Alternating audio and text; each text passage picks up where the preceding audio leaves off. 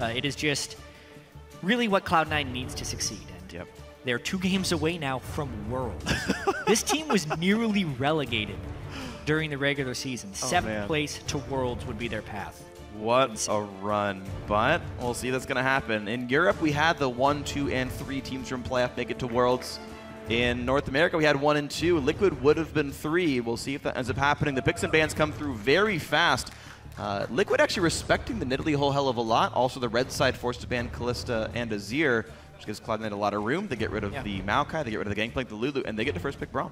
Yeah, it's interesting. They dealt with the Lulu last game, even though the Lulu was 3rd picked, I believe, by Team Liquid last game, so it wasn't even on the very top of their priority list. It was 2nd round. It was after the Nidalee. Exactly. It's because Nidalee was the very first pick. So maybe with the Nidalee ban, they thought Cloud9 would definitely lock it down in their first 2 picks, or Team Liquid would lock it down with their first 2 picks. Yeah.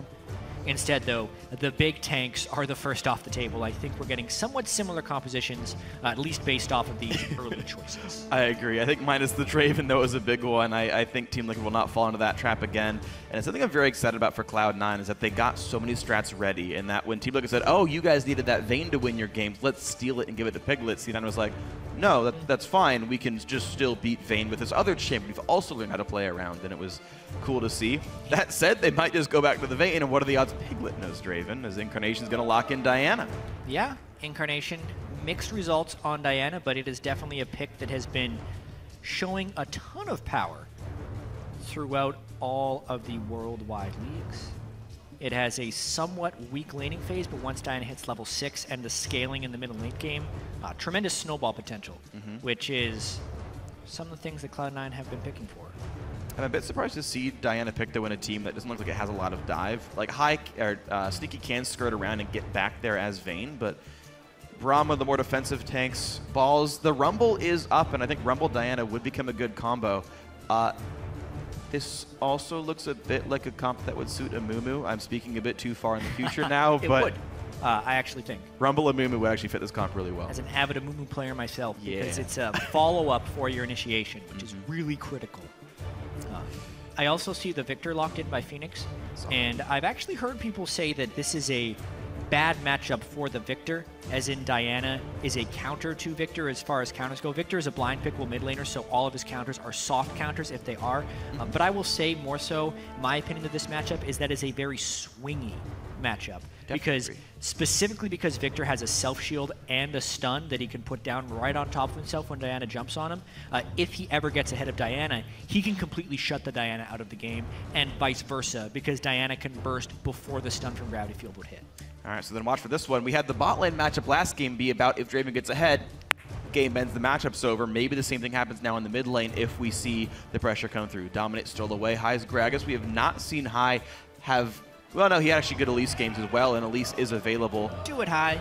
But there's the hover. Yeah, I think... Do it both. Yeah, okay, Elise Shen is going to be the grab here. So it's not going to be the Mumu comp. I like the hover, but Elise comes through as High still has a good early game jungler. Ball switches over to Shen, and he can really follow up on the Diana or follow up on the Vayne. This team does reach the backline now. Yeah, that is somewhat true. The follow-up is definitely true. If you, your statements are completely true. Okay, thank you. But what I was going with was the damage for Cloud9 became a little bit suspect with those last 2 picks.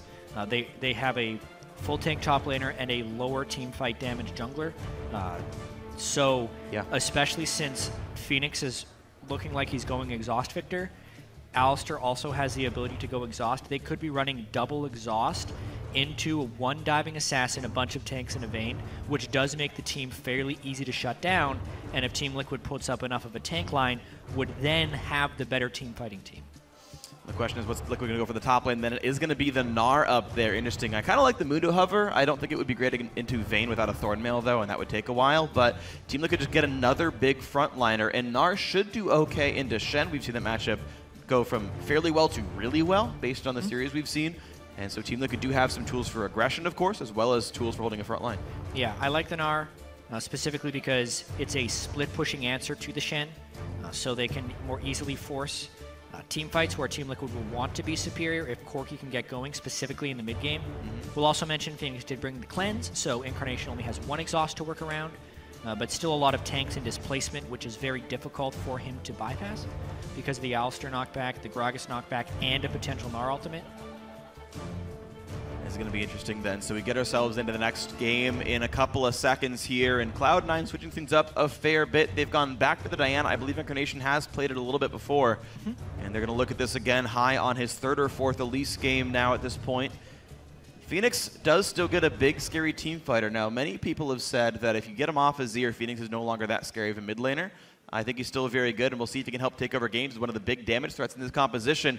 Now it's going to be a fun game. You guys at home, head over to Twitter and share your series predictions. Send hashtag C9 winner, hashtag TL win to @LOL Esports. Let us know how it's going. Cloud9 2 games away from the World Championship. Team Liquid yet to be on the board, but we're getting ourselves into game 2. It's going to be a fun series. Let's see how it goes. Yeah, a lot of this will just have to do about whether or not Sneaky can get ahead on Vayne, because there's a lot of tanks he's going to have to bust through in this match, and he doesn't have any champions who can innately buck his damage. So he needs to be able to provide the damage straight through his itemization. Well, one thankful thing is Xpecial is on a fairly weak laner in Alistar. A very strong champion, but there's the condemn outplay into the headbutt. It's actually almost easier than Draven's in a way because you just like aim it against the skill range. Click on the champion. Yeah, and just the general 2-on-2 is not that abrasive. So Sneaky can get the farm. Now, see what happens. His High is going to lead the invade with some Volator Spiderlings and forces Dominate to walk away. Looks like C9 can ward up this jungle and feel good about this.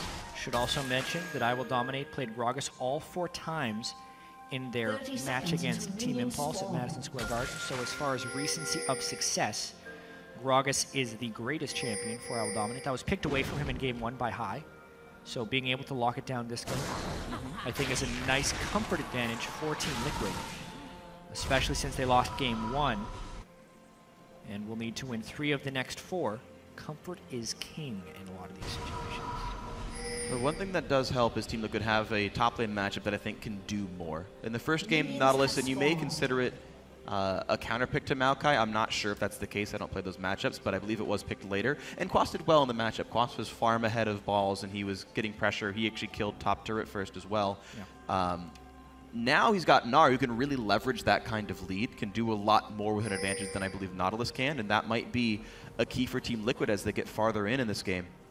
Love to see that happens. High is going for the invade that he went for earlier on yesterday, actually. Top lane joins up with Balls, going to steal the red buff away, and Dominate, I believe, he should be aware there are wards that saw them come up through the river. Okay. Yeah. So you'd assume they just do a vertical jungle trade?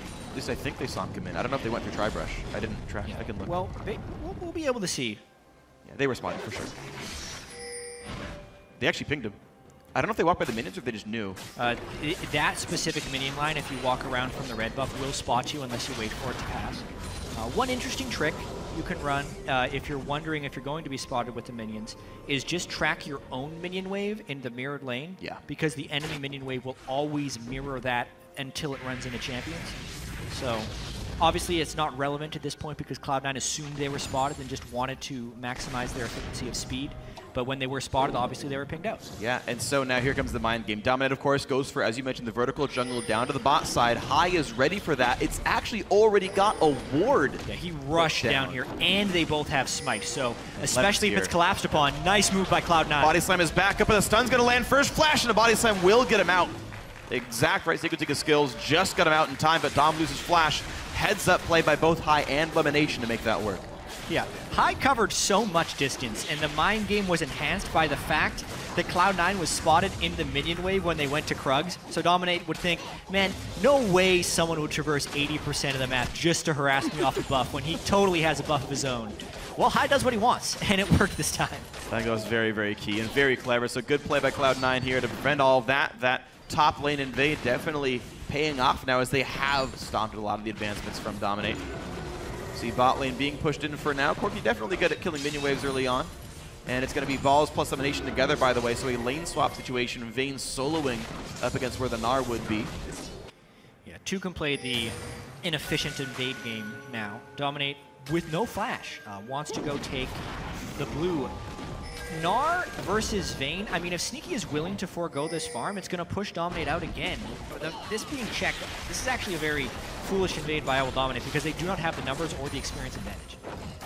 Looks like they're just not even going to try. Well, I mean, Smite is hope up for a and steal. Yeah. As long as Gnar is MIA, High has to respect it.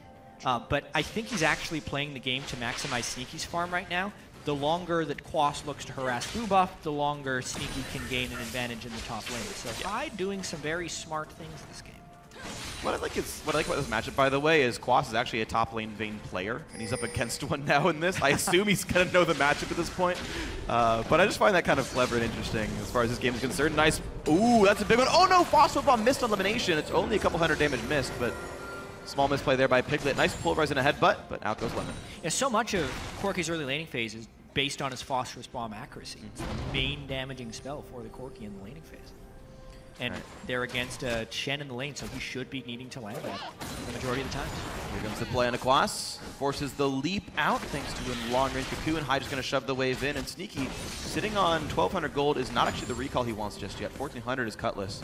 Yeah, I mean, really, really big minion wave right there. You would almost think that they would prompt the dive just in the chance that they can stop the minion wave, but when High threw out his Cocoon so early, kind of made the gank an impossibility, and then Quas gets all the experience of that.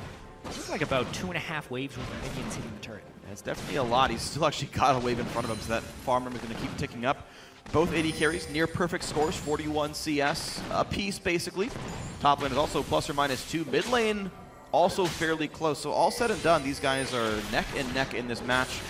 Jungler is the only real differentiation I'm seeing right now, as High is actually showing in lanes a lot. It's strange for a pressure jungler like this to give away that he's not going to gank one of your other lanes by showing up, but it's going to allow his team good recalls and good wave pushes. Well, High does a lot of babysitting when he's playing jungle Elise, from what we've seen. Even so, because he landed the straightforward Cocoon from the lane on FeniX, he gets the nice harass off. Team Liquid, though, they are matching. Despite Dominate getting 3 buffed away, he has kept his farm up, and because High has spent so much time in lane, the jungle gold is actually very comparable right now. Even these top lane fights are pretty comparable. I like that they both have the 3-hit passive on their W. Yeah. He's like, I'm going to trigger magic damage, I'm going to trigger true damage. All right, good trade. And then all is well. Xpecial gets to farm in the mid lane. He's got to feel good about that one. Level 5 on the Alistar. He used his trample passive to do just enough damage so he'd only have to hit the ranged minion once. Yeah, that was really solid. Xpecial has CS'd on Alistar before. And it scales by level, and you get like really sporadic XP on support, so just getting all that accurate is actually more difficult than you would think. Mid lane matchup going to do okay, 6v6. So far, all is fairly close. I mean, we have a neck-and-neck game right now. Balls does finally get swapped around. They eventually recall Sneaky, but he can afford consumables and a Cutlass. He will head to the bot lane, and they will match the 2-on-2 of Team Liquid. Balls is actually missing part of a level against Quas right now. This is what happens in this particular lane swap when the support and top laner lane together for one team. So Sneaky will have an experience advantage on Piglet, and Balls will have an experience deficit to Quas. The funny thing is, Sneaky's not even that far ahead because Xpecial left the lane. They're actually both level 6, so it's not even that bad for Piglet. Well, Xpecial had elimination as well, so maybe they just got more XP. Yeah. I'm actually not sure where it came from then. Maybe. It's a little strange.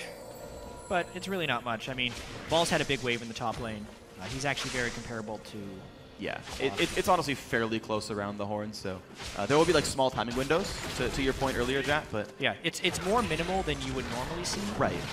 Just mainly because the supports were roaming a lot, even in the 2-on-2 lanes. The double 2-on-2 lanes. That's why both supports are fairly tough. All right, we see elimination at 4, Xpecial 5.25. About to hit 5. All right, well, Sneaky gonna last as best he can. Elimination gonna help him out.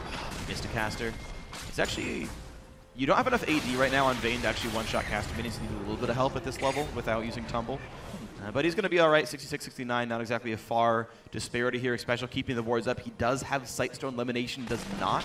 That's actually a fairly important break point here because it means C9 are less safe. Yeah, it's a pretty tough moment in the lane, too, for Vayne.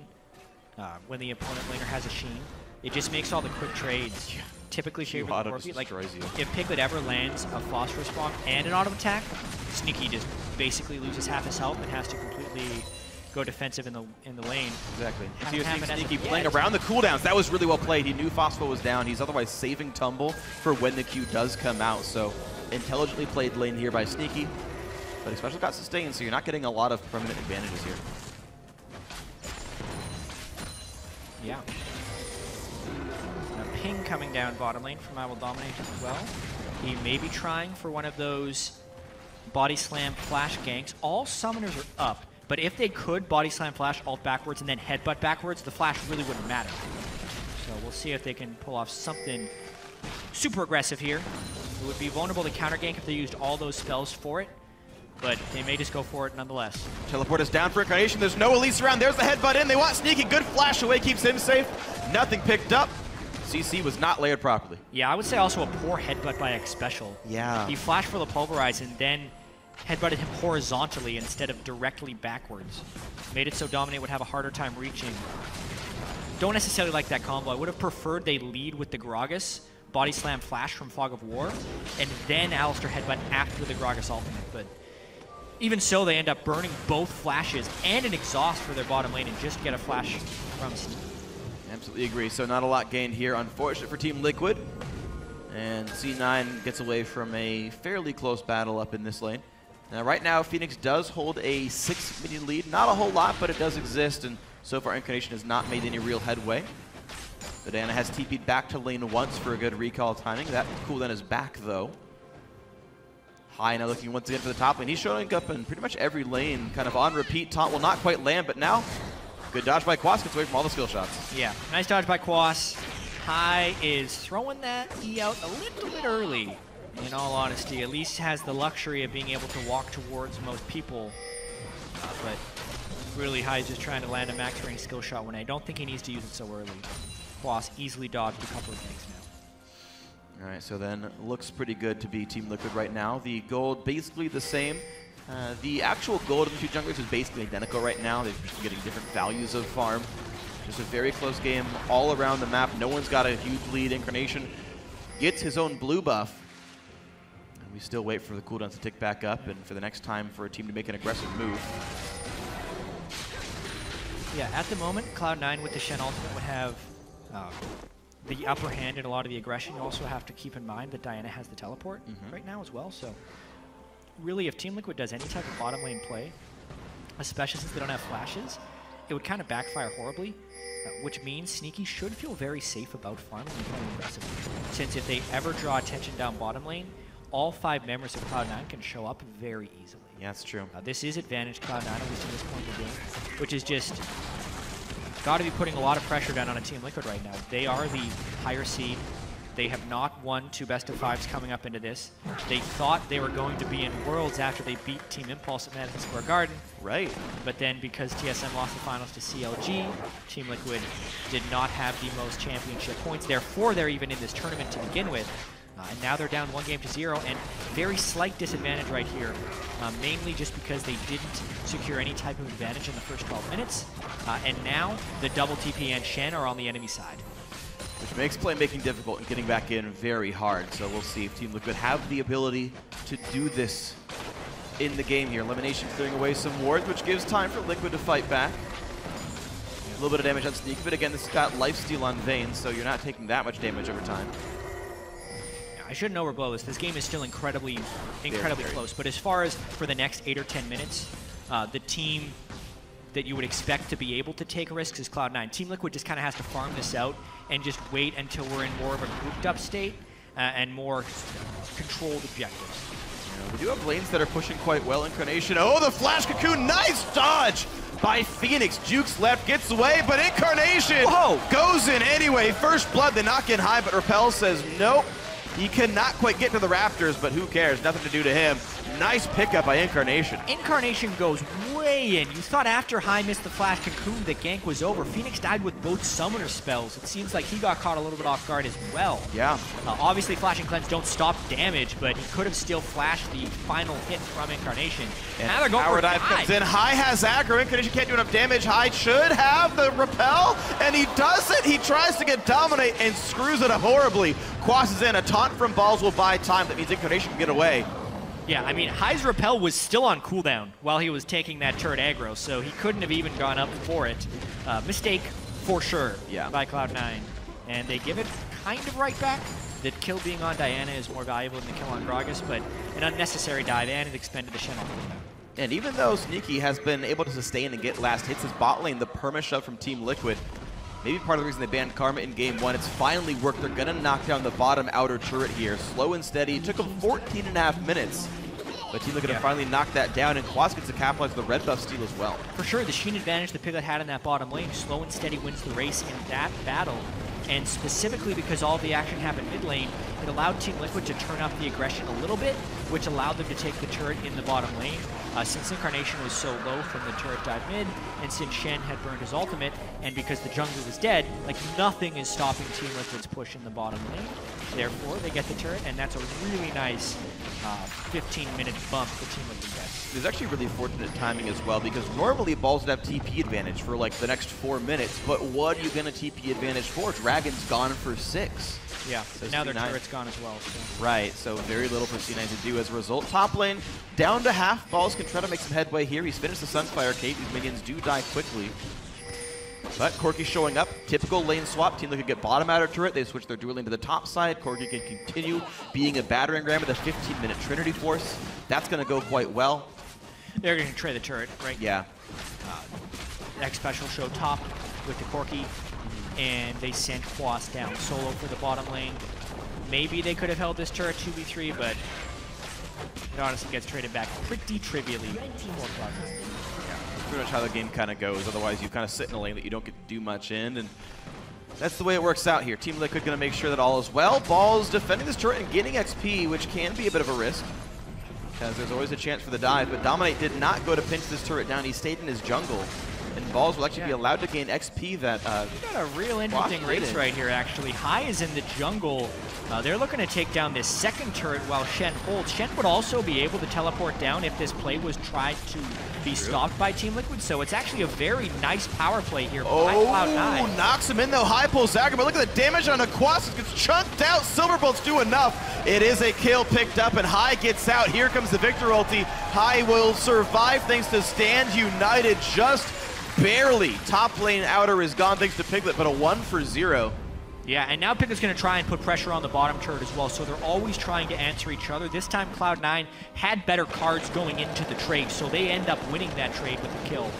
But that was the funny thing is Cloud9 dedicated 3 guys to the push, and they kept going, whereas Dom just kept farming. He was trying to get everything he possibly could out of the map, play for the farm and not for the slightly safer turret kills. And as it turns out, Quas gets punished for his defense. And that's going to be pretty nice. Blue buff did get stolen by Piglet. He recalls and does not hit that turret any farther. It did not take much damage from it at all.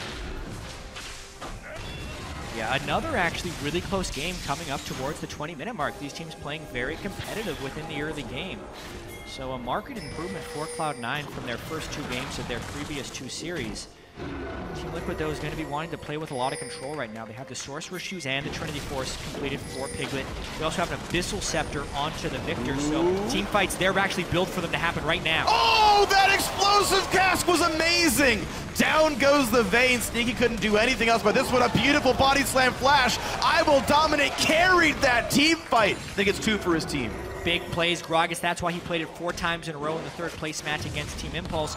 And it's Team Liquid taking advantage of their power spikes. We just talked about the itemization advantages on Team Liquid, and then they execute on it by finding a fight in the river, and they will maintain the pressure. Blue buff on Piglet means he is a poke monster right now. He's a monster in all forms, even riding a manatee. I mean, there's just so many beasts involved in this one. Team Liquid tuck the bot or the mid outer turret all as well. 2,000 gold lead. Dominate getting his team back in this one. Yeah, I mean, it was a condemned back at the start of it, but then Xpecial is the one that has the flash for this one. Post-flash, Dominate says, no, you don't get out of this one. FeniX doesn't even have the 2nd upgrade on his Hex Core, so he doesn't get move speed on the Q, but because Dominate still had flash, he does the flash follow on his body slam and secures the 2nd kill. And that was max range. I mean, he was like 50 units away from not getting the knockback on that body slam at the very end of it all. But it all happened. All right, so 2 big items done for FeniX. He now has the tier 2 upgrade. Abyssal Scepter is done as well. Nearly Abyssal for Incarnation, so that's close to being matched as we look at these. Sneaky, a bit of a way to go on his next purchase, and unfortunately, he's been under such threat so far from the Gragas, even the Gnar, and the Viktor can do it as well, that Sneaky's had a hard time winning actual team fights, not just 3-on-1s. Yeah, Viktor puts a lot of pressure on Vayne in team fights because he can just dump out so much damage. Xpecial smartly saves the ulti. Now he's going to pop it, and that means that High is going to get picked up there. How about that for a face check? Alistar's fine. They knock back the team, and Quas with the giant Gnar ulti, just picking up what he can. Incarnation dives in for nothing. 3-0, Team Liquid winning over and over again. Yeah, and if it were 20 minutes into the game, they'd actually take Baron right now. That was just such a one-sided fight in favor of Team Liquid. They outnumbered Cloud9, even though Cloud9 had Shen ultimate and Diana teleport up. Incarnation thought it was best to help. Ball said, no thank you, because they were going to lose that fight either way. High picks a bad one there. That's what's been one of High's big weaknesses, though, is, you know, you talked about he'll do things that other junglers would never think of, and sometimes it works out really well for him. He does things that junglers don't think of because they're also bad occasionally. Getting caught out there, looking for the fight on the Alistar when there was actually some backup coming, ended up being a big fatal mistake. And unfortunately, High having a 0-2-2 game, not the best right now. Yeah, Team Liquid definitely with some control. No Draven to worry about this time. IWillDominate has really strong jungle control. Quas actually has a better split-pushing champion and build this time. Goes for the Hex Drinker as his first item, so it's a little bit of damage that Gnar needs if he wants to be a split-pushing threat. Power spikes for Corki. They're using these very well. This has been quite a clean game from Team Liquid, much like Game 1 was up until about 19.5 minutes. So that's true. Team Liquid not showing the nerves you may expect after dropping the first game, and about to take Dragon number 2, another step towards victory. The good thing about reasonable timings as well, this will be a sub 40-minute Dragon 5 if they get him on cooldown. That's a reasonable time for it all. Dominate going to be able to take this one easily, does not have to burn the smite, but he gets the bonus gold for last hitting it with his jungle item. Now, of course, Dom, being on a tank, will be going for a Locket himself. Xpecial still goes face the mountain on Alistar. We'll see if he wants a Zeke's for a Corki. There's actually a lot of ways you could go with it. Frozen Heart's, of course, very strong as well. It means quite a lot against both Diana and Vayne. Shen to the top lane because there's a fight going on. Top lane Adder is gone. Piglet's one hit away, but he's going to stay alive for now. High takes a Chaos Storm. That FeniX actually misses for a bit, but gets back in there and picks up the first kill of the fight. Now Balls walks to the front line, trades the kill back and forth. It's still a 2-for-1 with both kills going to the Alistar, though. LemonNation now forced to push the team away as he and Sneaky got a run. Yeah, FeniX does a ton of work in that fight, and Piglet gets away with the sliver. Very punishing fight there.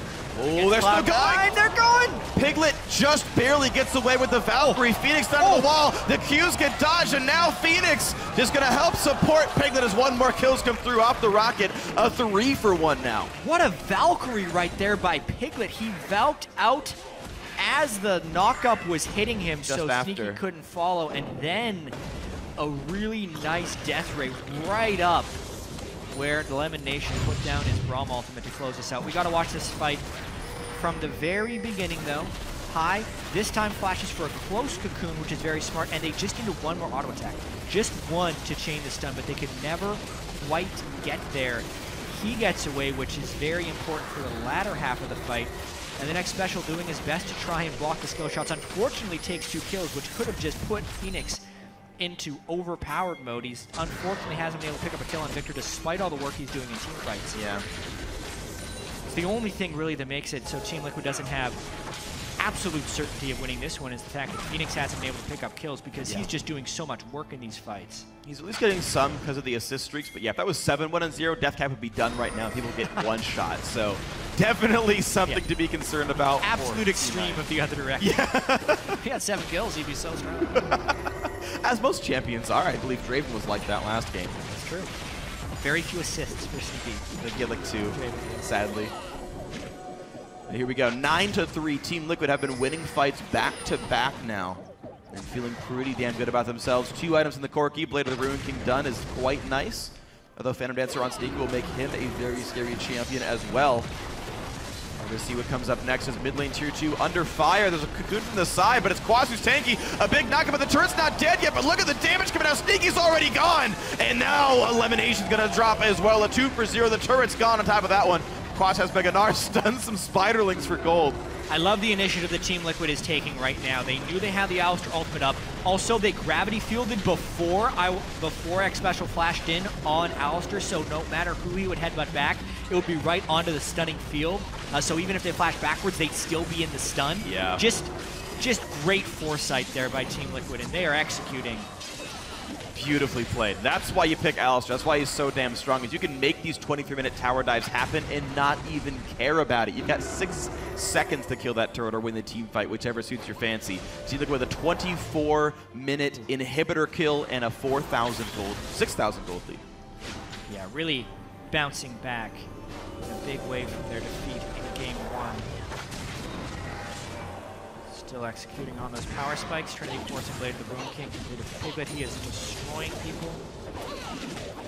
Really punishing Sneaky for his low range on Vayne. Yeah.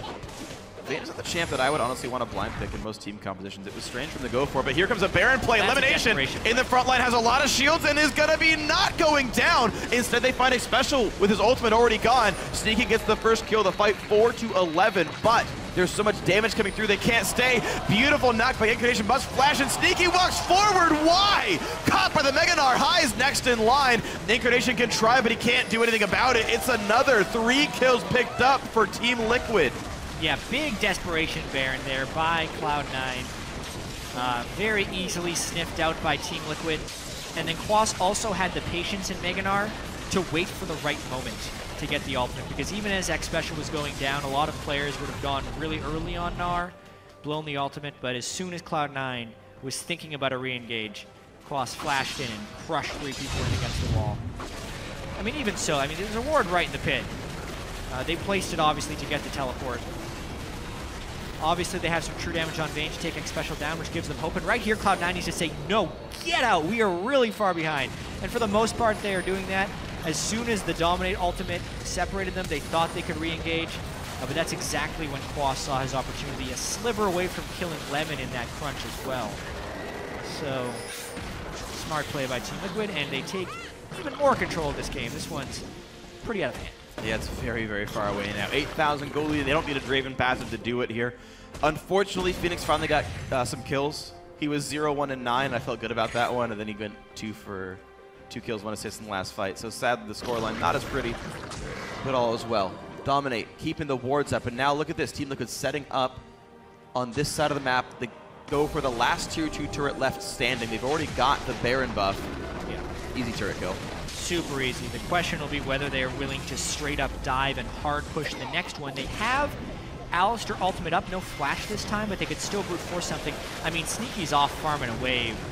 This second inhibitor is done for. He's choosing to give it away in this one. That's an inhibitor that's going to deserve and earn. Zeke's Herald is the pickup for Xpecial. Just bought it after Face the Mountain. Piglet casts so many spells, he actually charges it really, really, really quickly on Corki. Zeke's Harbinger. But yes. Oh, I said it wrong. Even so, this is kind of all but over, it seems like. Cloud9 would want to desperately fight them out of the base here. There we go. Goodbye. Sneaky is nothing of the sort, picked up right there by Gragas. And High can try to run, but his health is the opposite. Running away, running away. Well, only one man can pass. Skittering away. Dominate. Gonna make the spider run away, but now Balls on the side, gonna get hit up as well. Elimination takes the Chaos Storm to the face. FeniX gets another kill for himself now out of the Nexus turrets, but one traded back by Incarnation. There's the Pulverize, there's the startup. Dom is finally gonna kill off High. There's the ace, there's the game. 28-minute win. Team Liquid crushed the team fights, and they fire back. Yeah, fire back in a big way. Strong performances from top to bottom there for Team Liquid. One mis-executed gank in the early game, but outside of that, Team Liquid played really clean. Viktor pick worked out. Piglet hit the Trinity Force on Corki, and then Team Liquid was able to force some really timely team fights. Shut down Cloud9 from top to bottom. Yeah, and it was cool to see Team Liquid kind of went back to what was working for them in the playoffs. They went for, I think, a very, very Team Liquid style. Piglet and Xpecial tried to win lane. A bunch of AoE, constantly pushing, bit of sustain. Just go for the turret. Forget fighting champions. Just get the turret down. FeniX on a pretty big carry mid laner. Viktor, of course, very strong. Solid performance from him. Dominate just back onto a tank. Quas on a lane dominant tank as well. Let's play around the 2 carries. And all of those things are what they were doing over and over again. Off in Italy, on the Gragas. All good things. Yeah, just strong execution as well throughout it. This time, when they did hit their big item thresholds, they were able to force the fights because that's the timing they missed out on in Game 1, which is one of the big reasons they ended up losing. But it does show that they are still playing cleanly. We've been following the story of Team Liquid this whole year because in the past they've come up just short in so many big moments. Yeah. So it seemed like this was a team that was going to choke. Right? And Cloud9 had consistently come up when it mattered, always making it to Worlds, often being the LCS champions, that a lot of people would think, even though Cloud9 has been down throughout the season, they would have the momentum and the proper mindset coming into the series. But time and time again, this year, Team Liquid has proven that they can stand up to the pressure. And that's the thing is they broke the curse twice now. 3rd place, not 4th. 3rd place, not 4th. Okay, it's a bit better. 1st place regular season. These guys are really getting good. Now it's one of the series. It's definitely anyone's shot at going to Worlds here. But for now, going to send it over to our guys in the analyst desk to dissect that Team Liquid win.